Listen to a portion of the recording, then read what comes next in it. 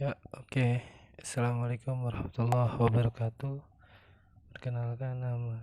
Sebelumnya saya perkenalkan diri saya terlebih dahulu. Perkenalkan, nama saya Tegar Hermawan dari kelas 17 3H07 dengan NIM 17191073. Oke, mari. Yang pertama-tama saya akan menjelaskan apa itu arti pengertian jaringan komputer dan jenis-jenis jaringan komputer, dan saya akan banyak menjelaskan tentang apa sih itu jaringan komputer lebih luas lagi. Oke, yang pertama saya akan menjelaskan tentang jaringan komputer. Oke, jaringan komputer ini menurut Sofana 2013.23 adalah suatu himpunan interkoneksi sejumlah komputer. Dalam bahasa populer dapat dijelaskan bahwa jaringan komputer adalah kumpulan beberapa komputer dan perangkat lain seperti router, switch, dan sebagainya. Alat yang bisa terhubung dengan satu lainnya. Untuk memudahkan memahami jaringan komputer, para ahli sudah membagi beberapa klasifikasi. Di antaranya adalah satu yang berdasarkan area atau skala, dan dua yang berdasarkan media penghantar, dan tiga berdasarkan fungsi. Dan yang kedua ada jenis-jenis jaringan komputer. Oke, kita kali ini akan menjelaskan, saya sendiri akan menjelaskan jenis-jenis jaringan komputer. Jaringan komputer terbagi beberapa jenis jaringan yang memisahkan berdasarkan area atau skala dan terbagi menjadi tiga bagian, yaitu satu, local area network. Local area network adalah jaringan lokal yang dibuat pada area terbatas, misalkan dalam satu gedung atau satu ruangan. Kadangkala jaringan lokal disebut juga jaringan personal atau privat. LAN juga bisa digunakan pada skala yang kecil yang menggunakan resource secara bersamaan, seperti penggunaan printer bersama, penggunaan media penyimpanan secara bersama, dan sebagainya. Oke, yang kedua ada Metropolitan Area Network. Metropolitan Area Network menggunakan metode yang sama dengan LAN, namun daerah cakupannya lebih luas.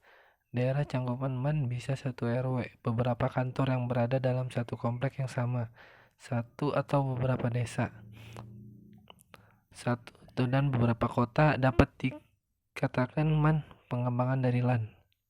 Dan yang ketiga ada Wide Area Network atau WAN. WAN ini cakupannya lebih luas daripada MAN. Cakupan MAN meliputi satu kawasan, satu negara, satu pulau, bahkan satu dunia. Metode yang digunakan WAN sama seperti yang digunakan LAN dan MAN. Umumnya, WAN dihubungkan dengan jaringan telepon digital, namun media transmisi lain pun dapat digunakan. Oke, kali ini saya akan menjelaskan tentang topologi jaringan. Topologi ini dapat diartikan sebagai layout atau arsitektur atau diagram jaringan komputer. Topologi merupakan aturan bagaimana menghubungkan komputer secara fisik. Ketika kita memilih satu topologi, maka kita perlu mengikuti spesifikasi yang diberlakukan atas topologi tersebut. Ada beberapa topologi utama yang sering digunakan, yaitu topologi bus, topologi star, topologi ring, topologi tree, dan topologi mesh. Topologi bus menurut Sofana 2013.210. Topologi bus sering juga disebut DSCAN atau Ethernet bus topologi. Sebutan terakhir pada topologi bus digunakan perangkat jaringan atau network interface card yang bernama Ethernet. Jaringan yang menggunakan topologi bus dapat dikenali dari penggunaan sebuah kabel backbone atau kabel utama yang menghubungkan semua peralatan jaringan, dalam kurung itu device. Karena kabel backbone menjadi satu-satunya jalan bagi lalu lintas data, maka apabila kabel backbone rusak atau terputus akan menyebabkan jaringan terputus total. Dan ini seperti ini ya gambar bus topologi. Bisa dilihat di gambar ya. Dan kemudian saya akan menjelaskan tentang topologi ring. Dan topologi ring ini menurut Sofana 2013.22, topologi ring berbeda sekali dengan topologi bus. Sesuai dengan namanya, jaringan yang menggunakan jaringan ini dapat dikenali dari kabel backbone yang membentuk cincin. Setiap komputer terhubung dengan kabel backbone. Setelah sampai pada komputer terakhir, maka ujung kabel akan kembali dihubungkan dengan komputer pertama. Ilustrasinya dapat dilihat pada di gambar.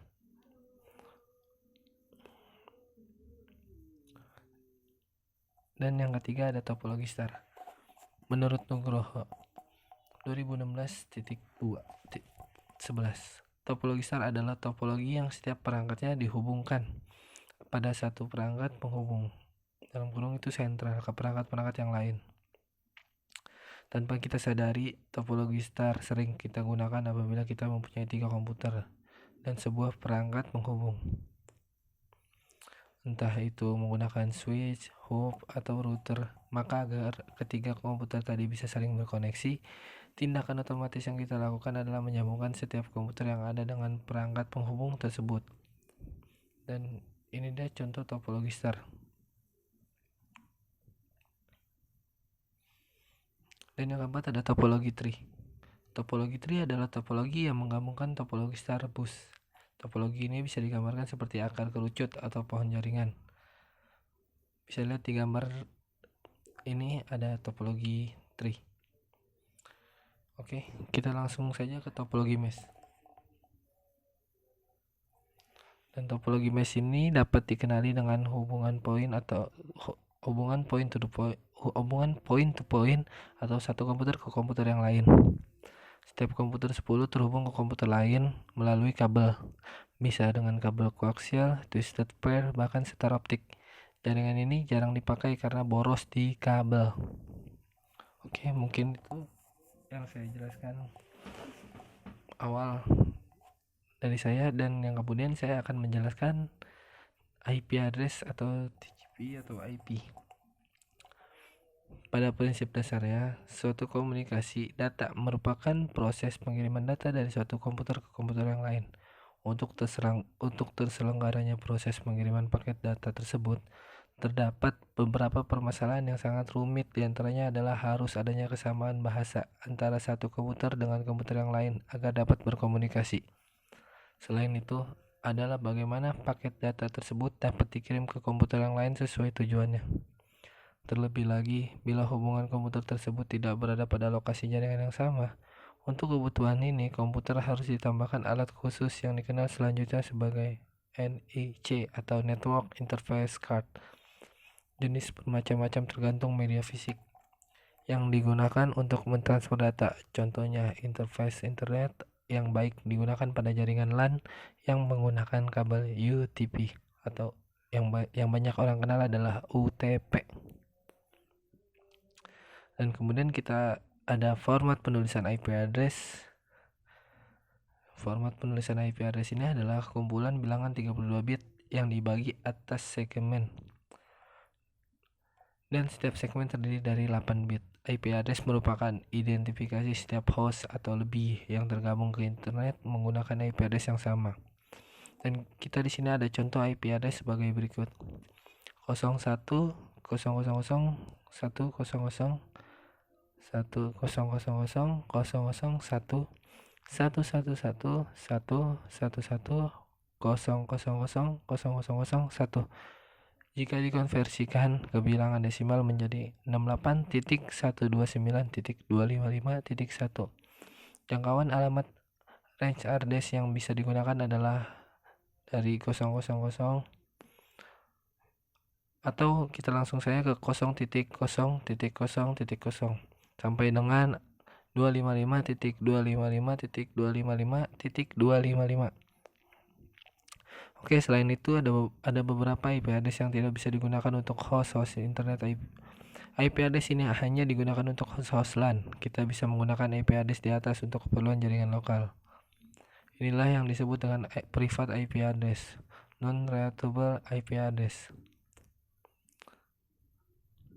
Dan kita langsung saja ke beberapa kelas IP address yang digunakan dalam suatu jaringan. Dan di dalam kelas IP address di dalam suatu jaringan itu ada beberapa kelas, yaitu kelas A, kelas B, kelas C, kelas D, dan kelas E. Dan yang pertama saya akan menjelaskan kelas A. Alamat-alamat unique cache kelas A diberikan untuk jaringan skala besar. Pada jaringan IP address kelas A, Bit pertama dari IP address tersebut adalah 0 bit pertama dan 7 bit berikutnya (8 bit pertama) merupakan network ID, sedangkan 24 bit terakhir merupakan host ID. Maka pada kelas A hanya terdapat 128 network IP address dengan jangkauan dari 0.xxx.xxx.xxx sampai 127. Kelas B. Alamat-alamat unicast kelas B dikhususkan untuk jaringan skala menengah hingga skala besar. Pada jaringan IP address kelas B, 2 bit pertama dari IP address adalah 10. 2 bit ini dan bit berikutnya adalah 16 bit pertama merupakan network ID, sedangkan 16 bit terakhir merupakan host ID. Maka pada kelas B terdapat 16.384 network ID IP address dengan jangkauan dari 128 sampai dengan 191. Oke, dan kemudian saya akan menjelaskan tentang kelas C. Alamat IP unicast kelas C digunakan untuk jaringan berskala kecil.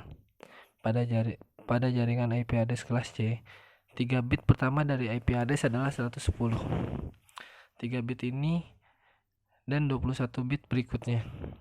24 bit pertama merupakan network ID, sedangkan 8 bit terakhir merupakan host ID. Maka pada kelas C terdapat lebih dari 2 juta network IP address dengan jangkauan dari 192 sampai dengan 223.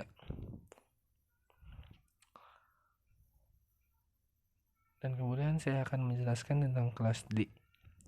Pada jaringan IP address kelas D, 4 bit pertama dari IP address ini adalah 1110. Sedangkan bit sisanya digunakan untuk grup host pada jaringan dengan range IP antara 224.0.0.0 sampai 239.255.255.255. IP address kelas D digunakan untuk multicasting, yaitu pemakaian aplikasi secara bersama-sama oleh sejumlah komputer.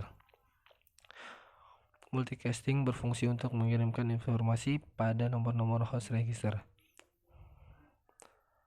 Salah satu penggunaan multicast address pada internet saat ini adalah aplikasi real-time video conference yang melibatkan lebih dari 2 host dengan menggunakan inbound multicast backbone. Dan yang kemudian ada kelas E. Kelas E ini pada jaringan IP address 4 bit pertama dari IP address ini adalah 1111. IP address kelas E mempunyai range antara 240 sampai dengan 254.255.255.255. IP address kelas E merupakan kelas IP address eksperimen yang dipersiapkan untuk penggunaan IP address di masa yang akan datang. Dan kemudian saya akan menjelaskan tentang network address. Network address adalah alamat network paling pertama di dalam sebuah network atau jaringan dan tidak bisa digunakan kecuali dalam kondisi tertentu. Yang dimaksudkan kondisi tertentu ini adalah di mana host dipaksa menggunakan full routing sebelum menuju host selanjutnya.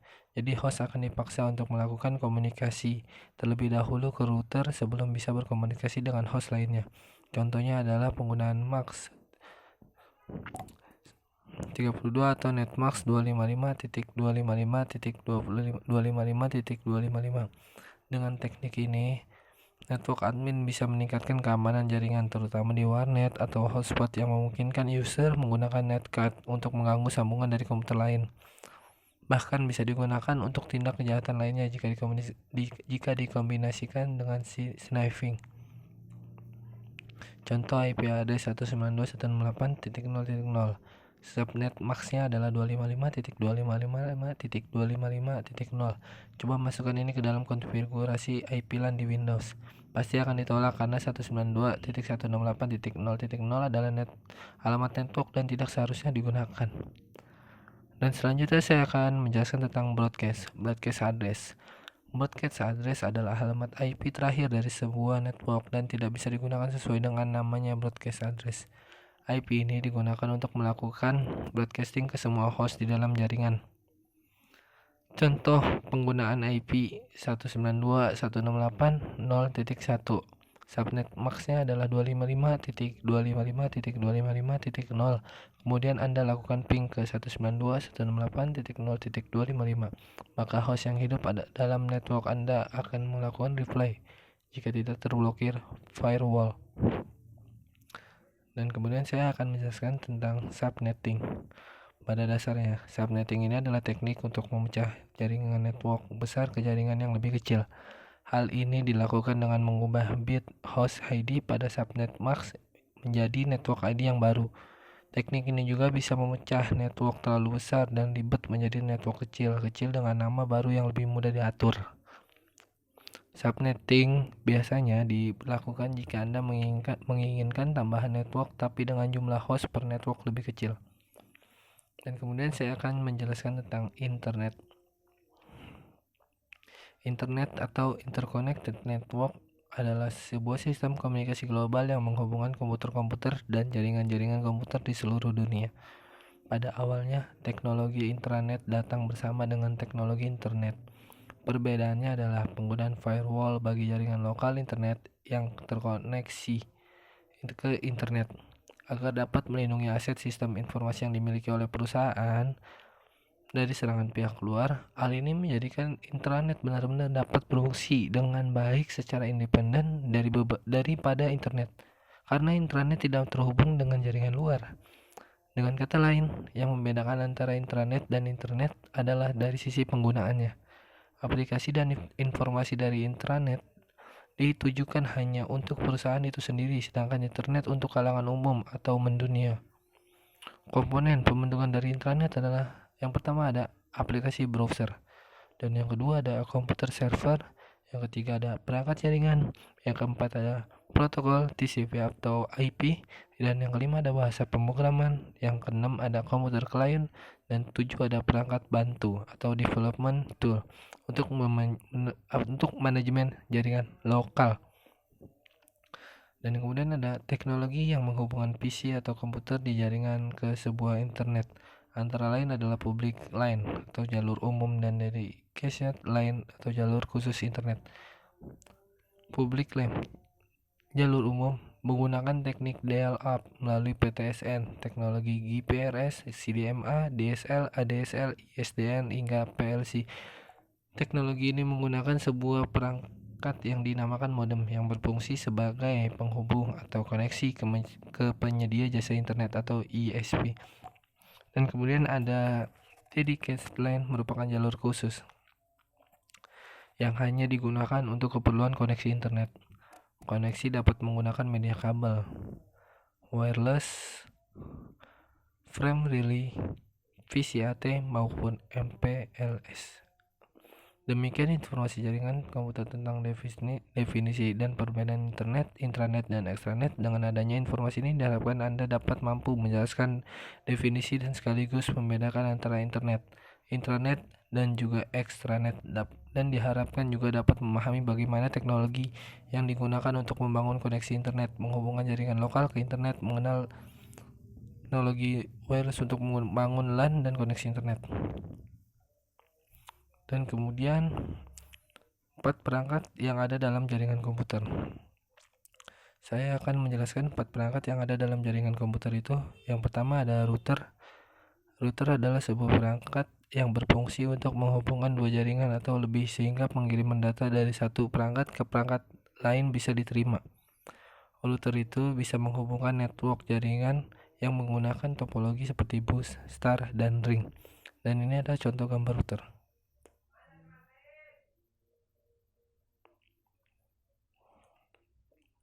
Oke, penggunaan router ini sering digunakan dalam teknologi jaringan berbasis protokol TCP atau IP.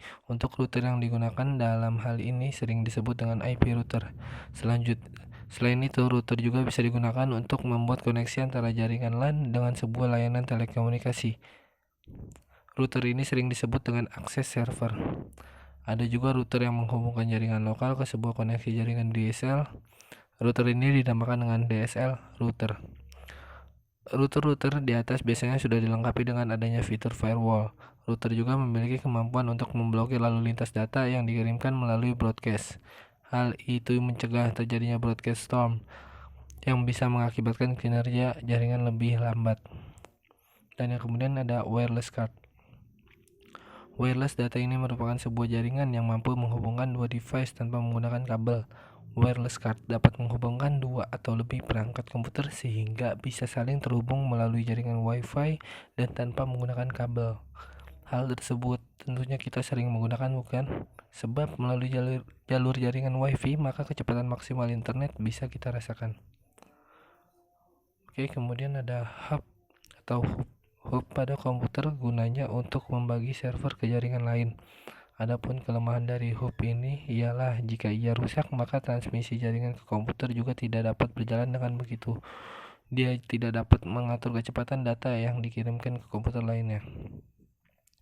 Prinsip kerja hub ialah dengan cara menyalin sekumpulan paket data dari sebuah sumber yang tersambung dengan port pada hub itu dan membaginya kepada seluruh port yang tersambung dengan hub tersebut. Dan analoginya seperti ini.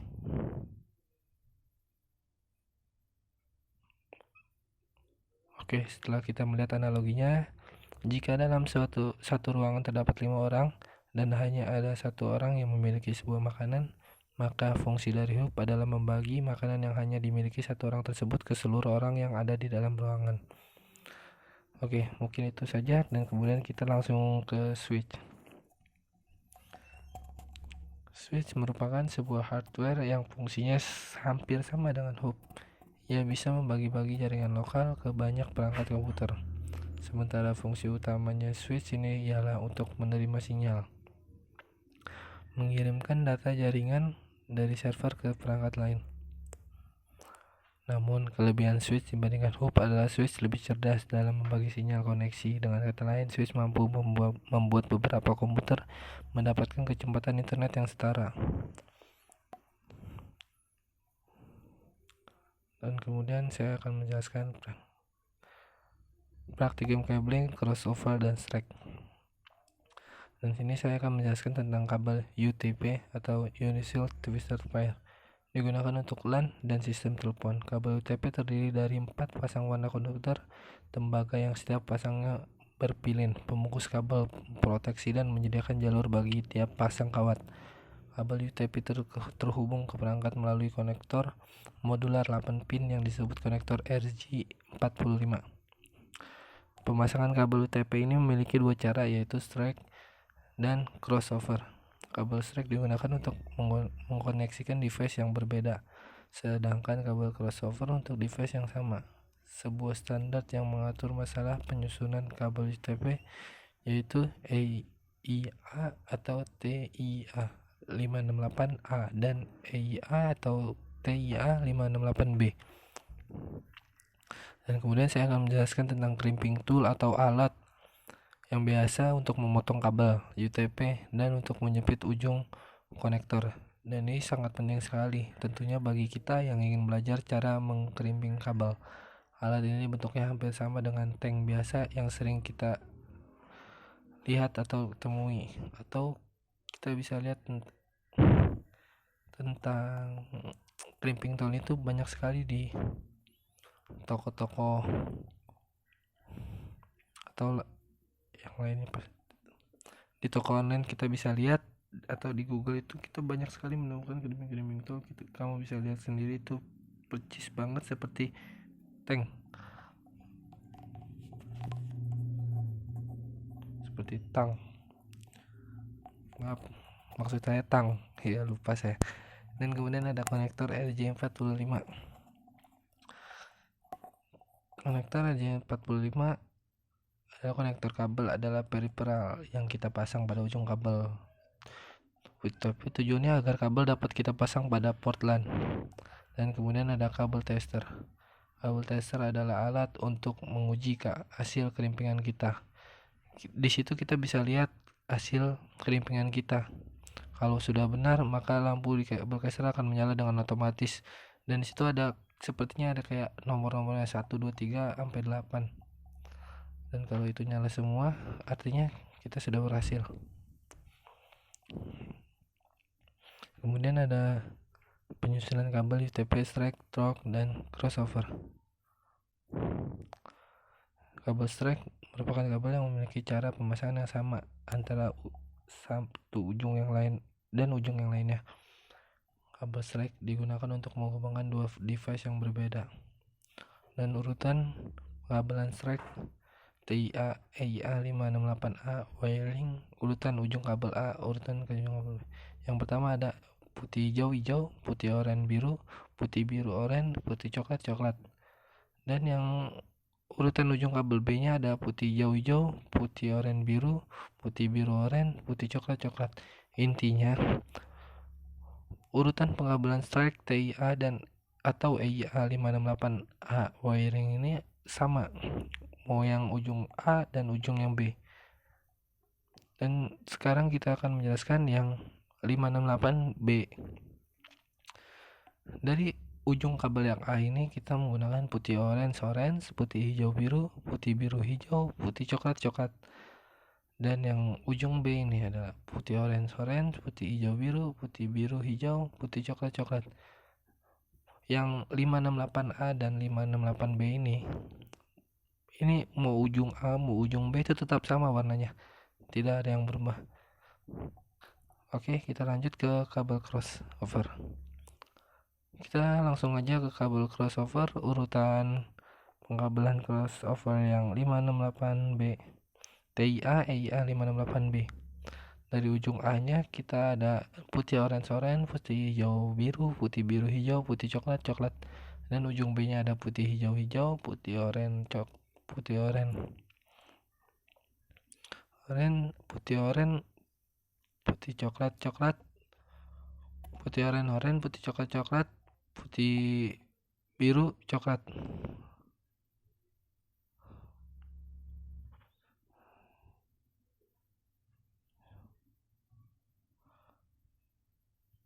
Dan selanjutnya kita langsung ke langkah pembuatan kabel UTP strike. Kupas ujung kabel sekitar 2 cm menggunakan tang grimping sehingga kabel kecil-kecil yang ada di dalamnya kelihatan. Pisahkan kabel tersebut dan luruskan. Pilih dengan susunan TIA atau EIA 568B. Kemudian susun dan rapihkan berdasarkan warnanya, yaitu orange putih, orange hijau putih, biru biru putih, hijau coklat putih coklat. Setelah itu potong bagian ujungnya menggunakan tang crimping sehingga rata satu sama lain. Susunan kabel UTP strike bisa dilihat pada gambar di bawah ini.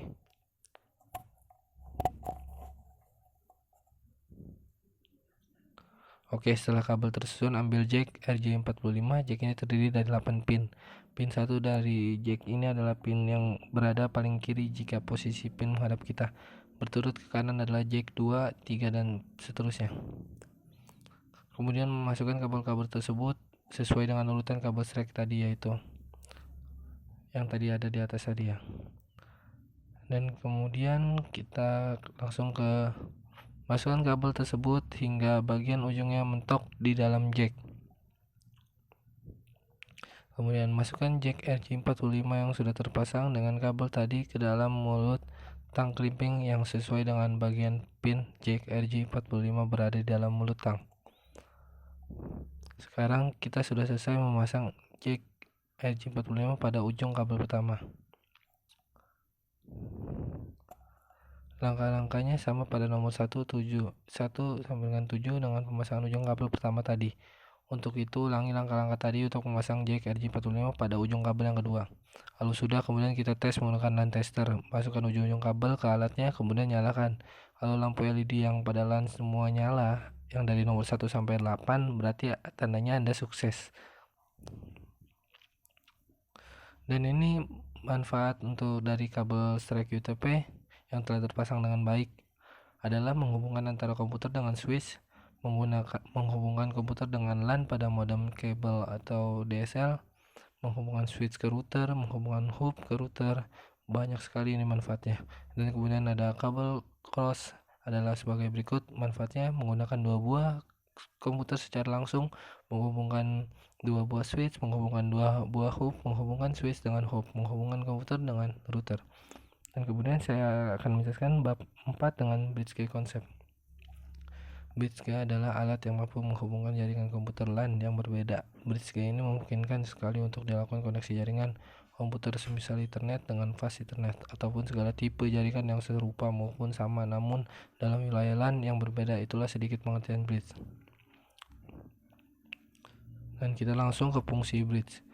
Fungsi bridge, pengertian dan fungsi bridge tentu saja saling menyangkut satu sama lain. Maksudnya fungsi dari bridge sudah pasti ditentukan oleh definisi tentang bridge itu sendiri, sehingga tanpa menggali pemahaman yang terlalu dalam, Anda dapat sudah mengerti mengenai fungsi sebenarnya bridge itu.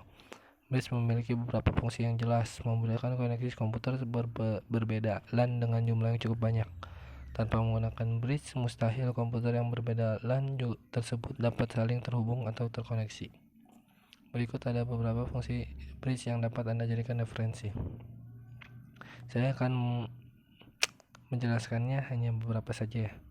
Dan yang pertama ada mengkoneksi beberapa jaringan komputer yang terpisah, baik itu dari tipe jaringan yang sama maupun yang berbeda.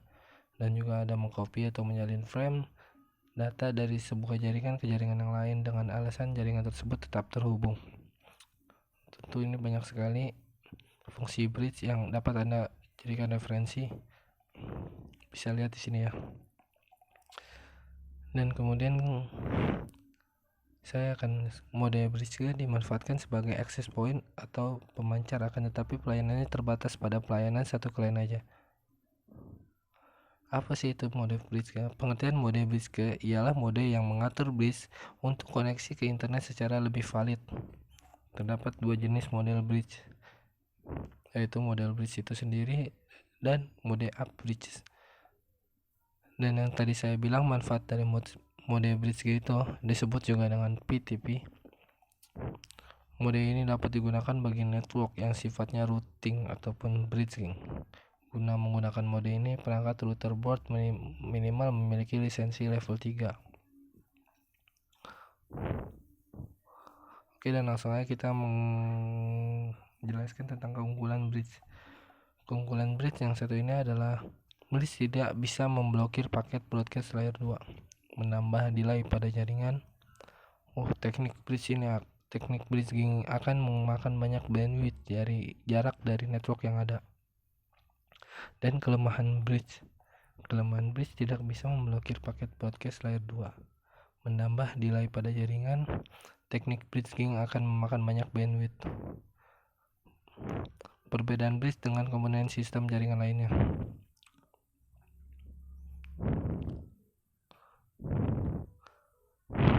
Seperti yang sudah dijelaskan di atas, bridge berfungsi untuk menggabungkan dua jaringan LAN agar memiliki satu jaringan LAN yang lebih besar daripada jaringan LAN tanpa bridge. Artinya fungsi dasar dari hub adalah menerima sinyal dari suatu komputer dan mentransmisikannya ke komputer yang lain. Tentu